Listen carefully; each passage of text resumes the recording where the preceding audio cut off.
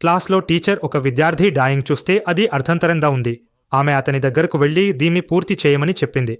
కానీ ఆ విద్యార్థి మ్యామ్ ఇది పూర్తే అని చెప్పాడు. ఇది విని టీచర్ అయోమయానికి గురైంది.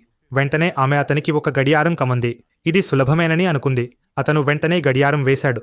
కానీ ఈసారి కూడా గడియారంలో అర్ధభాగం కనిపించలేదు. ఇప్పుడు టీచర్కు ఇది సాధారణ విషయం కాదని అర్థమైంది.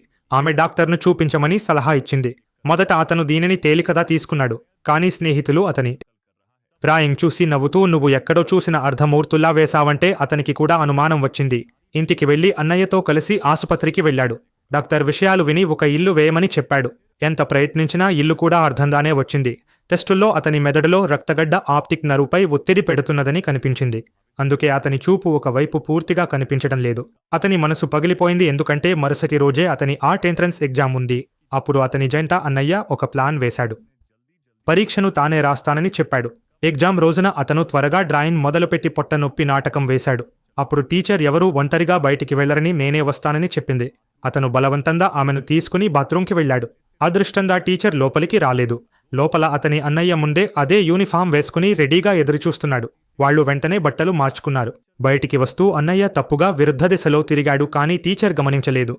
అతను తిరిగి వచ్చి అద్భుతంగా డ్రాయింగ్ పూర్తి చేశాడు. పరీక్ష సక్సెస్ అయ్యింది. పేపర్ అయిపోయిన తర్వాత ఒక క్లాస్మేట్ కారిడార్లో అతన్ని చూసి నిన్ను పోలిన వ్యక్తిని చూశాను. నీకు అన్నయ్య ఉన్నాడా అని అడిగాడు. అతను భయపడి లేదు నేను ఒక్కడినే అన్నాడు.